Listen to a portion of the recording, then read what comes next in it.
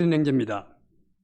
제가 오늘 넥타이를 메고 나왔는데 지난주 최재형 행제하고 그 지난주에 하은천 행제님이 넥타이를 메고 나오시더라고요. 정장을 하고 나오니까 보기 참 좋았습니다. 그래서 저도 넥타이를 매봤습니다. 오늘 저는 사도행전 25장 교재를 나눌 예정입니다. 우선 사도행전 23장 10절, 11절을 살펴보겠습니다. 제가 읽어보겠습니다. 큰 분쟁이 생기니 천부장은 바울이 그들에게 찢겨질까 하여 군인을 명하여 내려가 무리 가운데서 빼앗아 가지고 영내로 들어가라 하니라.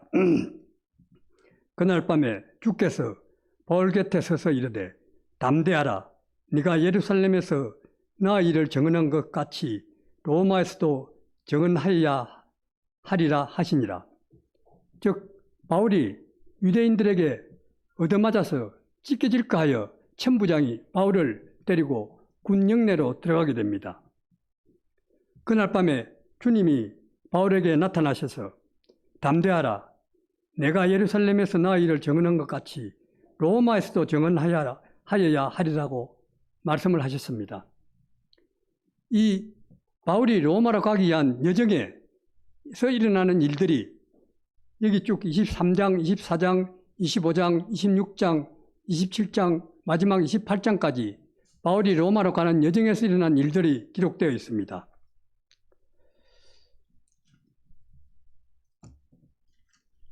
우선 24장에서 26장에는 흥미로운 정치인이 3명이 등장합니다. 벨릭스, 베스도, 아그리빠가 등장하고 있습니다. 이 세 사람은 모두 당시 세계를 지배하던 로마 제국의 중요한 간직에 올라있던 사람들입니다. 이들은 다른 사람도 아닌 사도 바울의 증거를 통해서 예수 그리스도의 복음과 정면으로 접하게 되었던 것이죠. 그런데 본문에 분명히 나와 있는 대로 그 세 사람은 모두 그리스도를 거부했습니다. 거부한 이유는 가지각색이었지만 결과는 동일했습니다. 이와 같이 예수님을 복음을 듣고도 그걸 거부하는 고의 간직이 있는 사람들의 모습을 보게 됩니다. 그러면 25장 1절부터 12절을 교독을 하겠습니다. 1절부터 12절까지입니다. 베스도가 부임한 지 3일 후에 가이사라에서 예루살렘으로 올라가니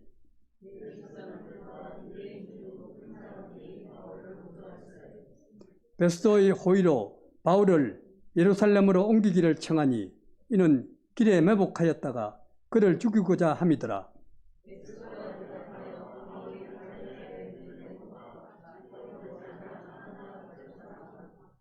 또 이르되 너희 중 유력한 자들은 나와 함께 내려가서 그 사람에게 만일 옳지 아니한 일이 있거든 고발하라 하니라.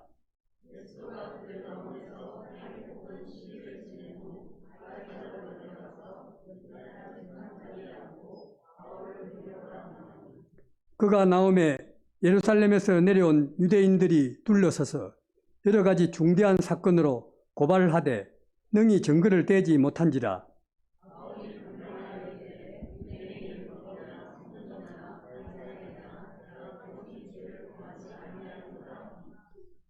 베스도가 유대인의 마음을 얻고자 하여 바울들을 묻되 네가 예루살렘에 올라가서 이 사건에 대하여 내 앞에서 신문을 받으려느냐?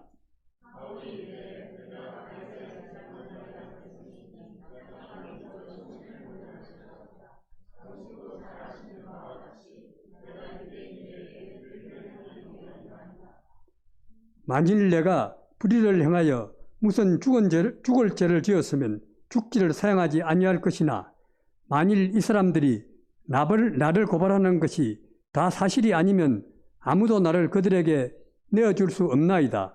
내가 가이사에게 상소하노라 한데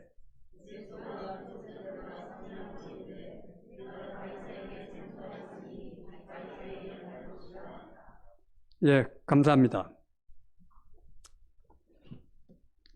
여기 25장 1절에서 12절을 보면은 요약을 해보겠습니다. 가이사에게 상소하는 바울이 보게 됩니다. 베스도가 총독으로 부임한 후에 유대 지도자들은 다시 바울을 암살할 계획을 세웠으나 실패로 돌아가죠. 가이사라에서 다시 재판이 열린 후 베스도가 예루살렘에서의 재판을 제의했으나 바울은 로마 황제 가이사에게 상소를 하게 됩니다. 소망 없는 재판 대신에 상소를 통해 로마행을 결심한 것 같습니다. 세월은 지나도 유대인들의 악행은 여전합니다.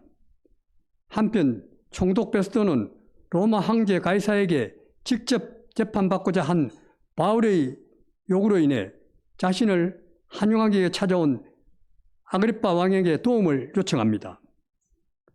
여기 나오는 베스도, 신임 총독 베스도는 주후 58년에서 62년 4년간을 유대 총독 행정관으로 지냈던 사람입니다. 그에 대해서는 자세히 알려진 것이 없습니다. 그러나 그나마 알려진 내용은 대부분 전임자였던 벨릭스와 비교해서 호의적으로 언급된 내용들입니다. 그 베스도 일정 가운데 제일 먼저 처리해야 할 일이 바울의 고소사건이었습니다.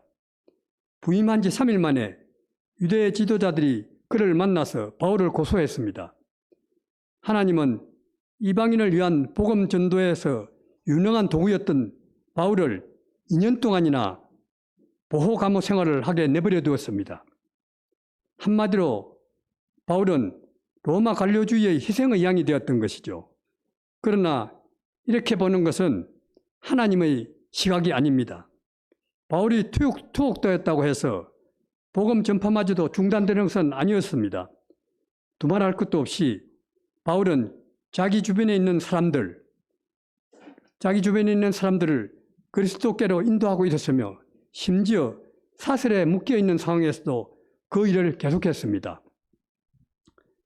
여기서 우리가 바울이 기다리는 모습을 보게 됩니다. 이 기다림에 대해서 우리가 좀 생각할 필요가 있습니다. 하나님이 바울에게 로마로 가서 복음을 전하게 되리라고 약속을 했지만 벨릭스가 그의 운명에 대해 결단을 내리지 않아서 이 위대한 사도는 12년이라는 세월을 감옥에서 참고 기다려야 했습니다.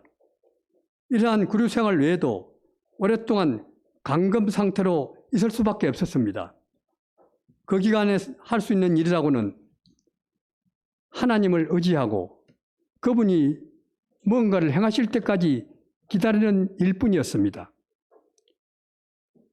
하나님을 기다리는 일과 관련해서 여러분은 무엇을 하고 있습니까? 걱정과 불안에 사로잡혀 있습니까?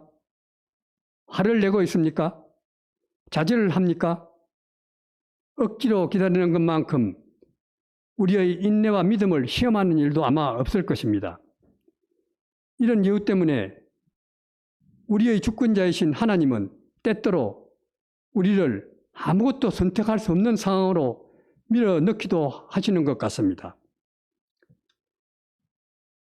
25장 3절 제가 읽어보겠습니다. 베스도의 호의로 바울을 예루살렘으로 옮기기를 청하니 이는 길에 매복하였다가 그를 죽이고자 함이더라. 비록 2년이라는 시간이 흘렀지만 유대인 지도자들은 여전히 바울을 죽일 수 있는 길을 찾고 있었습니다. 바울의 암살 음모는 처음에 40명으로 주도했다가 2년이 지난 지금에 와서는 모든 유대인 지도자들이 그 일에 연루되어 있습니다. 잔인하게 그지없는 유대인들은 로마인들에게 바울이 유죄 판결을 받아낼 가능성이 전혀 없다고 확신하기 때문이었을 것입니다. 그렇기 때문에 자신들의 손으로 직접 이 문제를 해결하기로 결심했던 게 분명합니다. 하지만 그들의 진짜 계획은 예루살렘으로 오는 길에 매복했다가 그를 죽이고자 함이었습니다. 그들의 계획은 2년 전이나 지금이나 바뀐 게 없습니다. 바울과 복음에 대한 그들의 강력한 질투와 증오는 그야말로 아연실색할 정도였으며 이는 아마도 마귀의 사주를 받은 것 같습니다. 여기서 유대인들의 치명적인 증오심에 대해서 우리가 살펴볼 필요가 있습니다. 주목할 사실은 이 사람들이 모두 존경받고 탁월하며 경건한 유대교 지도자들이었습니다. 이런 사람들이 암살을 모의하고 있습니다. 여기서 우리는 스스로 통제할 수 없는 증오심이 얼마나 치명적인지 분명하고도 설득력 있는 경고를 듣게 됩니다. 우리의 증오심이 격분으로 변하도록 내버려 둘 때, 또 우리의 감정들을 하나님께 복종시키지 않을 때 우리는 쓰라린 맹목적인 분노에 사로잡히게 되는 위기에 처하게 됩니다. 여러분들의 삶 속에 미해결 상태로 남아있는 분노가 있습니까? 그 분노를 해소하지 않으면 계속해서 그 분노가 머리를 들며 표면으로 떠오를 것입니다. 이 분노를 하나님께 의지해서 해소하시기 바랍니다. 24장 4, 5절 제가 읽어보겠습니다. 베스도가 대답하여 바울이 가이사라에 구류된 것과 자기도 멀지 않아 떠나갈 것을 말하고 또 이르되 너희 중 유력한 자들은 나와 함께 내려가서 그 사람에게 만일 옳지 아니한 일이 있거든 고발하라 하니라. 하나님의 개입으로 말미암아 베스도는 바울을 가이사랴에 그대로 두기로 결정합니다. 장소를 옮겨 재판을 여는 일 같은 것은 일어나지 않을 것입니다.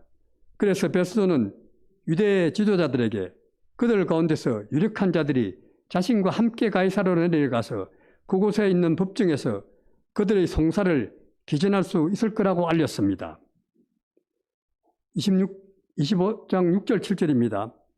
베스도는 가이사랴로 내려가서 바로 다음 날 유대인들에게 말씀꾼으로 주목받고 있는 이 로마 시민에 대한 소송을 다시 시작합니다. 전에도 그랬듯이 예루살렘에서 내려온 유대인들이 여러 가지 중대한 사건으로 송사하되 능히 증명하지 못하였다고 말합니다. 2년 전에 제기했던 근거 없는 고발 내용들과 동일한 내용들이 제시되었습니다. 여기서 우리는 유대인들이 거짓 고소 사건에 대해서 살펴볼 필요가 있습니다. 다시금 바울은 분노한 대적들 앞에 앉아서 자신을 향한 그들의 거짓 고소들을 들어야만 했습니다. 이런 일은 수년 동안 계속되어 왔지요. 그들의 주장에는 새로운 것이라고는 전혀 없었습니다.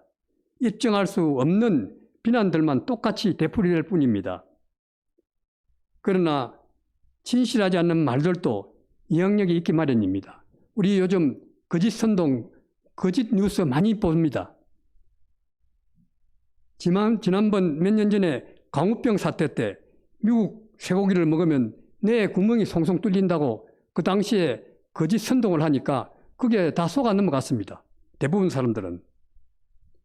그리고 또 저 성주에 사들 배치하니까 전자파에 사람들이 튀겨져 죽을 것이라는 선동을 했습니다. 지나가서 별일이 없었습니다. 죽은 사람이 아무도 없었습니다. 뇌에 구멍 뚫린 사람도 아무도 없었습니다. 이런 선전성동, 거짓 고소를 하는 사람들, 특별히 종교인들의 행위를 본받지 않도록, 거기에 넘어가지 않도록 우리가 주의해야 할 것입니다. 종교인들은 10계명의 9번째 계명을 범하는 죄를 지었습니다. 이 9번째 계명이란 무엇이냐면 이웃에 대하여 거짓 증언하지 말라는 계명이죠. 뿐만 아니라 여러분에 대해 거짓 증언을 할 때 바울이 보여주었던 모습을 여러분들도 본받으십시오. 보복하고 싶은 충동을 억제하고 오로지 진실만을 말하고 공의로우신 하나님만 신뢰하십시오. 그러면 그분이 모든 것을 올바르게 바라잡아 주실 것입니다. 지금 이스라엘과 팔레스타인 전쟁에서도 많은 거짓 뉴스들이 난무를 합니다. 그것이 사실인지 아닌지 우리가 확인할 길이 없습니다. 더군다나 인터넷이 발달해가지고 누가 무슨 말을 하는지 그 사실들을 알 수 없는 말들이 난무합니다. 그래서 우리들은 그런 거짓 선동, 거짓 고소들을 말씀에 입각해서 말씀이 중심으로 해서 우리가 판단하고 잘 속지 않아야 합니다. 25장 8절 제가 읽겠습니다. 바울이 변명하여 이르되 유대인의 율법이나 성전이나 가이사에게나 내가 도무지 죄를 범하지 아니하였노라 하니, 바울은 자신에게 쏟아진 비난들을 간단명료하게 한마디로 부정했습니다. 내가 도무지 죄를 범하지 아니하였노라. 즉 그는 세 가지 주된 내용들, 율법, 성전, 가이사에 대해서 죄를 범하지 않았다고 확실하게 발언을 합니다. 율법과 성전은 모든 유대인들의 사법권에 해당되는 사항들이었습니다.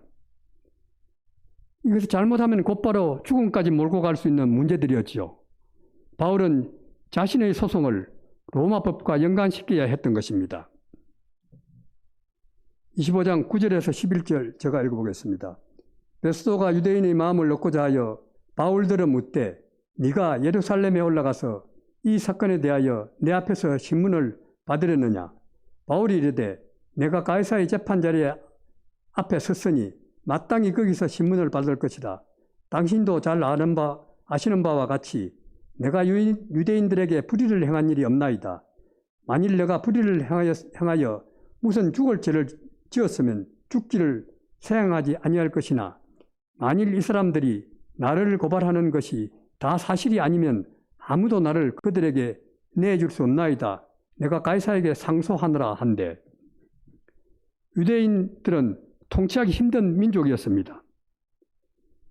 로마 제국 내에서 노련한 정치 경험을 가진 사람들이 변방에 있는 식민지에 불과한 이 유대 지방에 왔다가 얼마 못 견디고 물러난 예가 한둘이 아니었다고 합니다. 베스도가 유대인의 마음을 얻고자 한 것도 무리는 아니었습니다. 베스도는 바울에게 예루살렘에 올라가서 이 사건에 대하여 자기 앞에서 신문을 받을 의향이 있는지를 바울에게 물어보았습니다. 유대인들이 바울에 대하여 고소할 만한 거리가 하나도 없다는 사실을 알고 있었습니다. 그러나 더 이상 유대인들의 심기를 불편하게 해서 그들의 분노를 사고 싶은 마음이 없었던 것이죠. 재판의 장소를 옮기자는 베스도의 제안 뒤에 숨은 동기가 무엇이든 간에 바울의 답변으로 그 제안의 부당성이 드러나게 됩니다. 바울의 답변을 간단하게 요약해 보면, 나는 내가 속한 곳, 즉 가이사의 법정에서 재판을 받고 있는 중입니다. 나는 잘못이 하나도 없습니다. 만에 하나 죄가 드러나면 기꺼이 죽을 것입니다. 그러나 만약 나에 대한 고소 내용들이 다 사실이 아니면 당신은 나를 그들에게 내어줄 수 없습니다. 그러고 나서 바울은 깜짝 놀랄 만한 발언을 합니다. 내가 가이사에게 호소하노라. 가이사에게 호소를 합니다. 모든 로마 시민은 가이사에게 호소할 권리가 있었습니다. 이 말은 가이사가 직접 그 소송을 주관한다는 뜻이 아니라 그 시민 소송을 로마 제국의 최고 법정에서 심리하게 된다는 것을 의미했습니다. 오늘 우리나라로 치자면 대부분에 상고하는 것과 같습니다. 황제에게 호소할 수 있는 권리는 각 지역에 있는 지방 법관들이 집행하는 사형 판결로부터 로마 시민을 보호하게 주기 위한 것이었습니다. 바울은 로마 시민들로만 구성된 배심원단이 있는 법정을 요구한 셈이지요. 바울은 네로 황제에게까지 호소했는데 이때는 주후 60년까지만 해도 그리스도인들에게 박해가 시작되기 전이었습니다. 베스도는 바울의 호소를 자기 관할 구역 밖으로 그를 내보낼 수 있는 기회로 보았으며 아울러 유대인들을 진정시킬 수 있는 방법으로 보았습니다. 만약 자신이 예루살렘으로 돌아가게 되면 이동 도중에 죽음을 당할 가능성이 높다는 사실도 알고 있었습니다. 베스도 역시 그 사실을 알고 있었습니다. 바울은 2년 동안 감옥에 갇혀 지냈습니다. 그는 로마로 가서 복음을 전하게 되기를 간절히 원하고 있었죠. 이런 시점에서 바울은 필경 가이사에 대한 호소가 안전하게 로마로 갈 수 있는 기회가 될 거라는 사실을 깨달았을 것입니다. 제수의 신분이라 할지라도 로마로 가는 것이 아예 그곳에 가지 않는 것보다 훨씬 낫다고 생각했던 것이죠. 이때 우리는 바울의 두려움에 대해서 생각해 볼 필요가 있습니다. 두려움이 없으려면 어떻게 해야 될까요? 바울은 자신에 대한 고소들이 모두 사실무근이며 자신은 무죄라는 사실을 알고 있었습니다. 또한 로마 시민으로서 가이사의 재판에 호소할 수 있다는 사실도 알고 있었습니다. 그는 로마 시민의 의무들을 모두 만족시켰기 때문이죠. 또 로마의 보호를 요구할 권리가 있었습니다. 마찬가지로 우리가 하나님과 우리가 동행할 때 그분 앞에서 우리가 무죄라는 사실과 세상의 눈으로 볼 때 흠잡힐 것이 없다는 사실을 알게 될 때 확신과 평안을 우리는 누리게 됩니다. 어쩌면 다른 사람들이 고소할지 모르지만 그러나 그 사람들의 고소는 진실성이 결여되어 있을 것입니다. 따라서 우리의 마음은 스스로 정죄하지 않게 될 것입니다. 25장 12절 읽어보겠습니다. 베스도가 배석자들과 상의하고 이르되 네가 가이사에게 상소하였으니 가이사에게 갈 것이라 하니라. 베스도는 바울의 요구에 대해 배석자들과 상의하고 난 후 그 응답은 조소 당신이 가이사에게 상소하였으니 가이사에게로 가시오 였습니다. 만약 베스도가 그 소송을 주관했으면 아마도 바울은 석방되었을 것이고 그 결과 바울은 자기 길로 갈 수 있는 자유를 얻어서 무장경호병도 없이 안디옥이나 로마로 갔을 것입니다. 그랬을 때 유대 지도자들은 바울을 살려두지 않았을 것입니다. 그런데 오히려 바울은 다음에 설교할 목적지까지 무장한 경호대를 거느리고 갈 수 있게 한 셈이죠. 참 하나님의 섭리가 깊이 느껴지는 대목입니다. 25장 13절에서 27절까지 교독으로 읽어보겠습니다. 13절부터 27절까지입니다.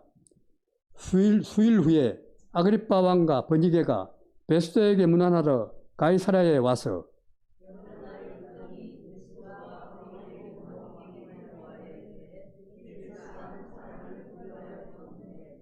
내가 예루살렘에 있을 때에 유대인의 대제사장들과 장로들이 그를 고소하여 정죄하기를 청하기에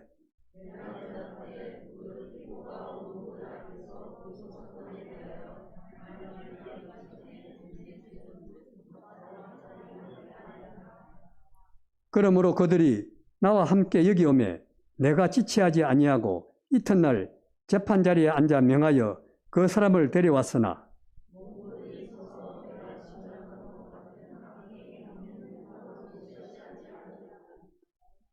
오직 자기들의 종교와 또는 예수라 하는 이가 죽은 것을 살아있다고 바울이 주장하는 그 일에 관한 문제로 고발하는 것뿐이라.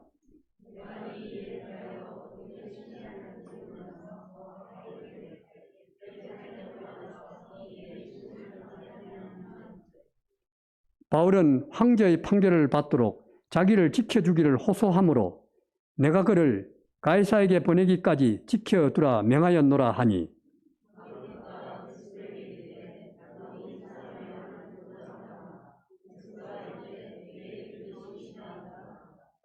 이튿날 아그리빠와 버니게가 크게 위험을 갖추고 와서 천부장들과 시중의 높은 사람들과 함께 접견 장소에 들어오고 베스도의 명으로 바울을 데려오니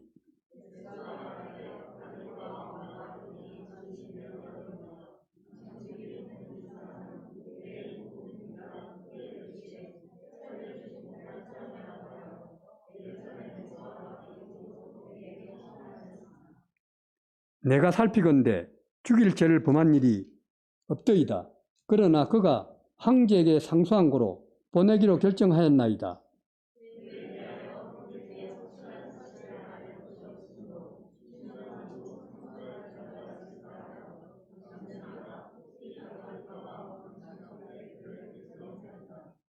그 제목도 밝히지 아니하고 제수를 보내는 것이 무리한 일인 줄 아나이다 하였더라. 자, 13절부터 27절을 요약해 보겠습니다. 바울은 예루살렘에서 붙잡힌 후 5번의 재판을 받았습니다. 군중, 공회, 벨릭스, 베스도, 그리고 본문의 아그리파 왕에 대해서 재판을 받았습니다. 그 기간도 2년 이상 소요되었습니다. 그러나 이 기간은 무의미한 시간이 아니었습니다. 로마행을 준비하는 기간이자 총독과 임금과 같은 고위층에까지 복음을 전할 기회가 되었기 때문입니다. 바울은 9장 15절에서 이 사람은 내 이름을 이방인과 임금들과 이스라엘 자손들에게 전하기 위하여 택한 나의 그릇이라는 소명을 받았습니다.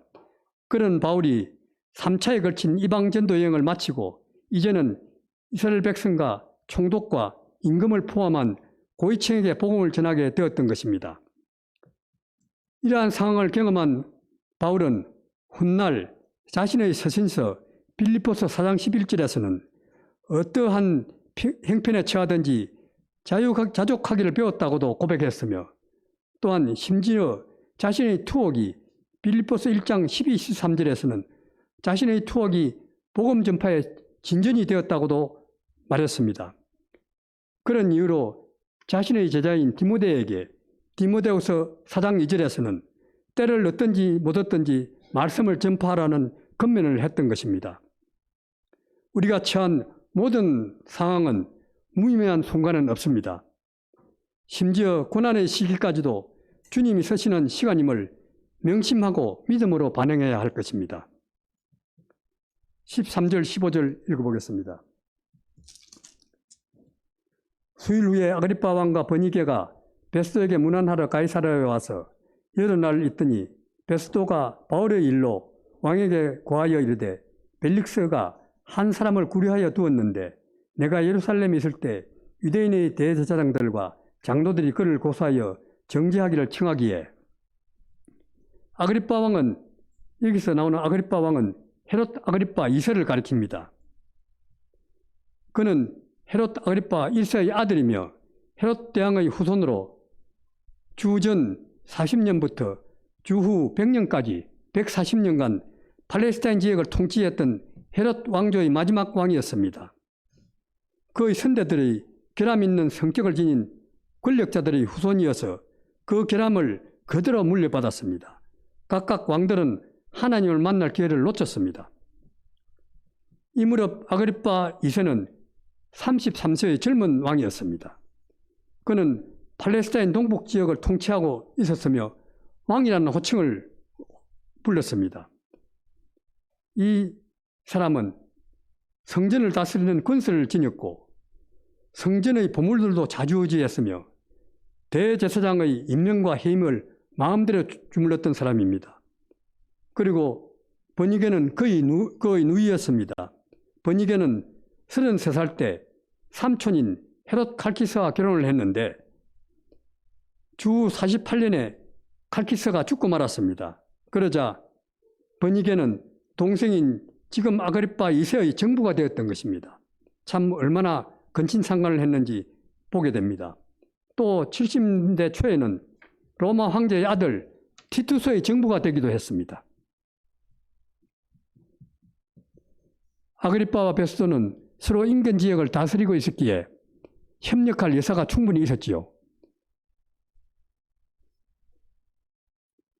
이 부분에서 아그리파와 버니게가 베스도를 방문하러 공식 방문을 하고 있었음을 언급합니다.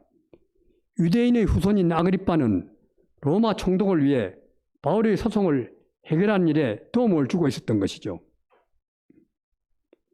공식 방문한 베스도는 바울의 일로 왕에게 의논할 수 있는 기회가 되었습니다. 그는 유대인의 대제사장들과 장로들이 그 수하에 있었습니다. 아그리빠의 수하에 있었죠. 대제사장을 임명하고 성전 보물을 관리하는 인물이었기에 장로들과 대제사장들은 그분이 아그리빠의 수하에 있었던 것이죠. 그러니까 그를 장로들과 대제사장들이 고소했다는 사실을 분명하게 밝혔습니다. 그들이 바울을 처벌할 수 있는 권리를 행사할 수 있게 해달라고 요청하고 있다는 점도 분명하게 아그리빠 왕에게 얘기해 주었습니다. 여기서 헤롯 가문을 우리가 살펴볼 필요가 있습니다. 헤롯 가문은 당시 최고의 가문이었으며 그들의 역할이 어땠는지, 아그리빠 가문은 그리스도와 만남에서 오랜 인연이 있었습니다. 정조부인 헤롯 대왕은 편지 병세를 보이면서 아기예스를 죽이기 위해 안간힘을 썼던 사람입니다. 그런가 하면 아그리빠 2세의 큰아버지 헤롯 안티파스는 실제로 예수님의 재판을 맡았습니다. 그러면서 그는 예수님을 직접 만났지만 그분이 누구인지 알아보지 못했습니다. 그리고 헤롯 아그리빠와 그의 누이 버니게는 근친 상관 관계를 맺고 있는 상황에서 복음의 진리와 함께 은혜로우신 하나님과 다시금 만나게 되었던 것입니다. 우리가 알기로 그들은 그들의 조상이 그랬던 것처럼 오직 그리스도 안에서만 찾을 수 있는 죄사함과 영생을 거절했습니다. 우리는 헤롯 가문에서 많은 교훈들을 배울 수 있습니다. 무엇보다도 실감나게 다가오는 교훈은 부정적인 면만 전수했다는 것입니다. 부정적인 면만 전수가 되었던 것입니다. 그렇다면 여러분은 여러분의 자녀들을 위해 어떤 종류의 영적 귀감을 보여주고 있습니까? 여러분이 물려줄 유산은 무엇입니까? 헤롯 가문과 무엇이 다릅니까? 생각해 보시기 바랍니다. 그 다음 25장 18절에서 21절을 제가 메시지 성경으로 읽어보겠습니다. 25장 18절에서 21절까지입니다. 원고들이 그를 사정없이 공격했으나 그들의 고발은 고작 자기네 종교와 피고가 살아있다고 주장하는 예수라 하는 죽은 사람에 대한 논쟁이었다. 나는 여기 새로 부임한 데다 그런 사건에 관련된 사항도 모르는 터라 그에게 예루살렘에 가서 재판을 받겠느냐고 물었다. 그는 거절하면서 로마 최고법정의 황제 앞에서 재판받기를 요청했다. 그래서 나는 로마에 있는 황제에게 그를 보낼 때까지 다시 수감하도록 명령했다. 쉽게 알아볼 수 있죠, 이 말들을. 25장 21절, 22절을 보면은 바울은 황제의 판결을 받도록 해달라고 호소했기 때문에 로마로 보낼 수속과 절차를 받는 동시에 감옥에 그대로 갇혀 있게 했습니다. 바울과 아그리빠는 다음날 접견하기로 일정이 잡혀 있었죠. 그것이 거기에 있던 사람들, 즉 베스도, 아그리빠, 버니게, 왕의 신하들, 고관 대작들에게 전직 바리새인으로부터 예수라는 이의 죽은 것을 살아있다고 주장하는 그 일에 대하여 자세히 들어볼 수 있는 황금 같은 기회가 있었던 것입니다. 죽은 자가 살아났다는 주장을 하는 바울의 말을 들어볼 수 있었던 기회가 있었습니다. 자, 23절에서 27절을 제가 읽어보겠습니다. 이튿날 아그리빠와 베니게가 크게 위험을 갖추고 와서 천부장들과 시중의 높은 사람들과 함께 접견 장소에 들어오고 베스도의 명으로 바울을 데려오니 베스도가 말하되 아그리빠 왕과 여기 같이 있는 여러분이여 당신들이 보는 이 사람은 유대의 모든 무리가 크게 외치되 살려주지 못할 사람이라고 하여 예루살렘에서와 여기서도 내게 청언하였으나 내가 살피건대 죽일 죄를 범한 일이 없더이다. 그러나 그가 황제에게 상소한 거로 보내기로 결정하였나이다. 그에 대하여 황제께 확실한 사실을 아뢰할 것이 없으므로 신문한 후 상소할 자료가 있을까 하여 당신 앞 특히 아그리빠 왕 당신 앞에 그를 세웠나이다. 그 제목도 밝히지 아니하고 제수를 보내는 것이 무리한 일인 줄 아나이다 하였더라. 아그리빠 왕은 누이 버니게와 함께 신임 총독 베스도를 정치적으로 방문을 하기 위해 가이사랴로 오게 되었습니다. 그곳에서 바울에 대한 논쟁에 휘말리고 말았죠. 아그리빠가 유대인법과 간섭에 익숙하다는 사실을 기억해낸 베스도는 가이사에게 보낼 일종의 법적인 서류를 준비할 필요성을 느끼고 바울에 대한 특별 청문회를 개최하게 됩니다. 베스도는 바울의 증언이 이치에 맞지 않는다고 생각했습니다. 그리고 아그리빠는 그 증언이 대단히 신뢰할 뿐만 아니라 상당히 개인적이라는 것을 알게 되었죠. 그럼에도 불구하고 바울은 이 상황을 자신과 그리스도와의 만남, 복음의 진리에 대한 자신의 밀렬한 믿음에 대하여 증거하는 기회로 삼았던 것입니다. 23절에 보면 그 방 안에 들어온 사람은 신임 총독 베스도와 그곳을 방문한 아그리빠 왕과 논쟁을 불러일으킨 제수였습니다. 이 방 안에 있는 사람 중에 진짜 왕족은 누구겠습니까? 그 제수뿐이었습니다. 그 사람이야말로 만왕의 왕이신 하나님의 거듭난 자녀였던 것입니다. 바울의 청문회에 천부장도 참석했습니다. 또한 성중의 높은 사람도 참석했습니다. 바울은 이런 청문회가 열릴 것이라는 사실을 잘 몰랐습니다. 따라서 무엇을 말해야 할 것인지 전적으로 성령님을 의지할 수밖에 없었습니다. 예수님은 이런 상황을 예언하신 바 있었습니다. 누가복음 12장 11절 12절입니다. 제가 읽어보겠습니다. 사람이 너희를 회당이나 위정자나 권세 있는 자 앞에 끌고 가거든 어떻게 무엇으로 대답하며 무엇을 말할까 염려하지 말라. 마땅히 할 말을 성령이 곧 그 때에 너희에게 가르치시리라 하시니라. 그 방에는 정사 잡은 이와 권세 잡은 이들이 많이 모여 있었습니다.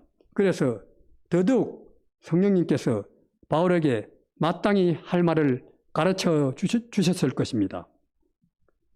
이 위기를 바울은 기회를 삼아서 그들에게 복음을 전했던 것입니다. 바울이 제수의 신분이라고 해서 그것이 다른 사람들에게 그리스도를 전파하는 것을 막을 수는 없었습니다. 장교들과 그 성의 유력한 지도급 인사들이 바울의 변론을 듣기 위해 아그리빠 왕과 함께 한자리에 모였습니다. 바울은 이렇게 새로 열린 공청회를 복음 전파할 또 하나의 기회로 보았던 것입니다.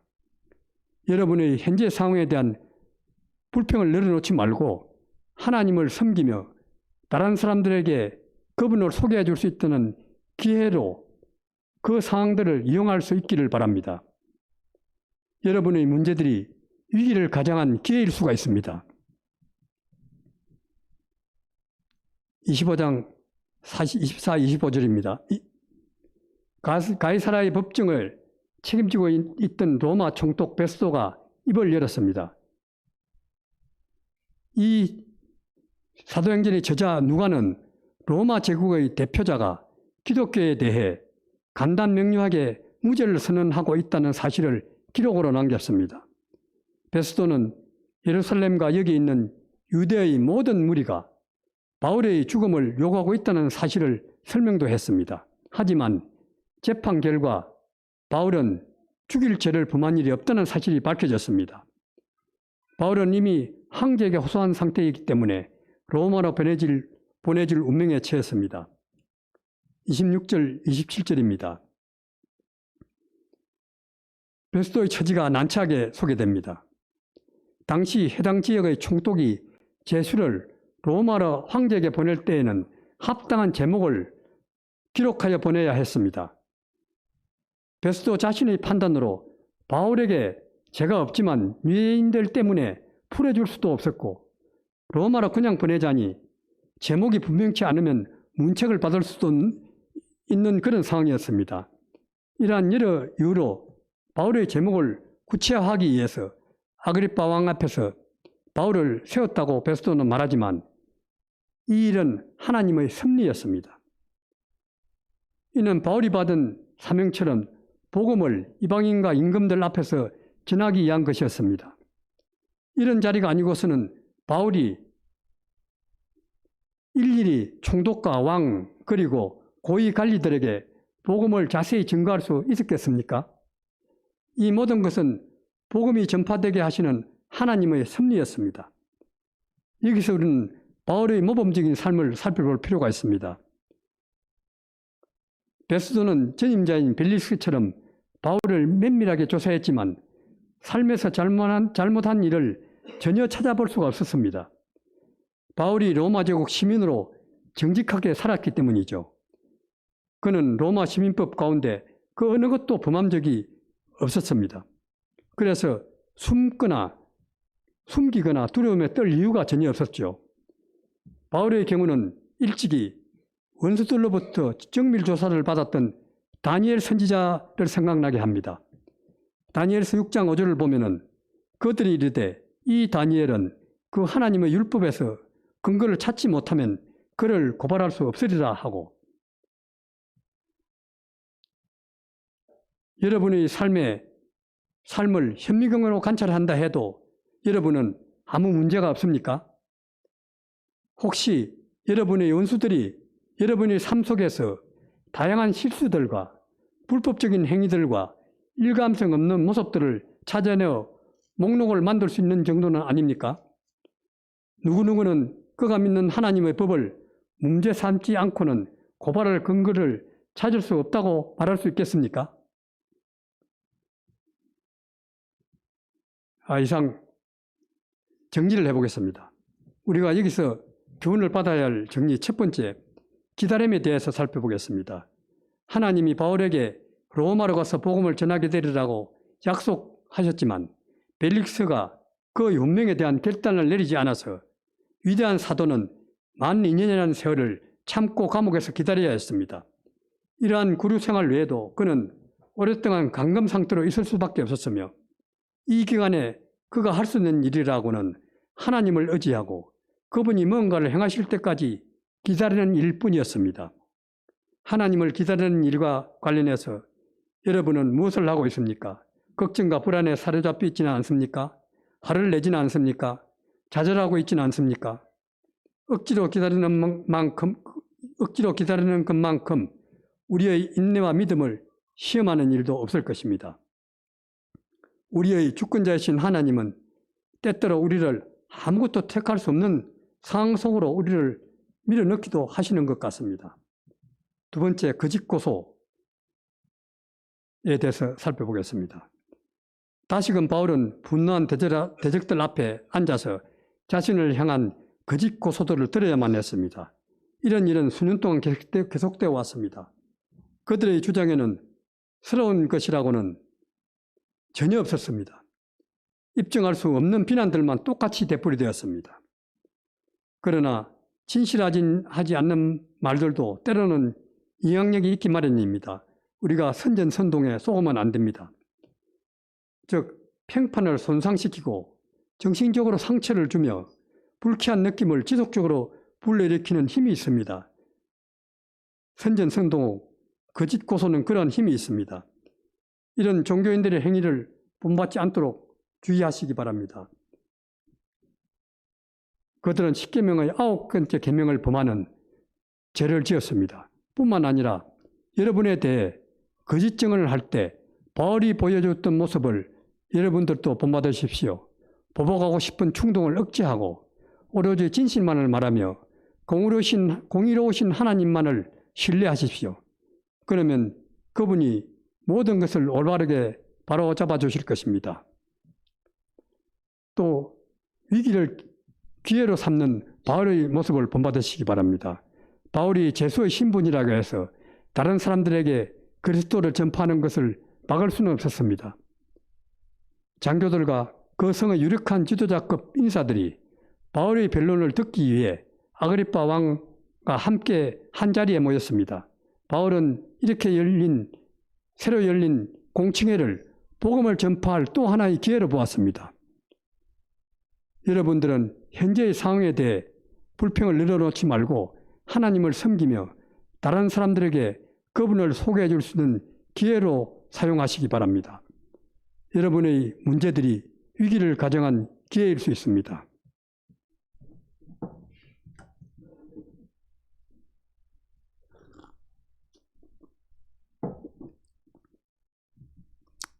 바울의 모습을 보면 하나님의 뜻을 쫓아서 만민에게 복음이 전파되는 모습을 봅니다. 그리고 복음이 전파되는 성도에게 맡겨진 사명이 어떤 것인지를 바울을 통해 배울 수가 있습니다. 기도하겠습니다. 하나님 아버지, 제게 닥친 문제나 상황에 무감각해져서 있음을 고백합니다. 그리스도가 전파되는 것이 제 삶의 목적이 되게 하여 주시옵소서. 복음으로 인해 어떤 어려움에 처할지라도 제 안에 살아계신 그리스도를 힘있게 전함으로 제가 기뻐하고 감사하게 하여 주시기를 간절히 기도드립니다. 이 모두를 우리 주 예수 그리스도 이름으로 감사하며 기도드렸습니다.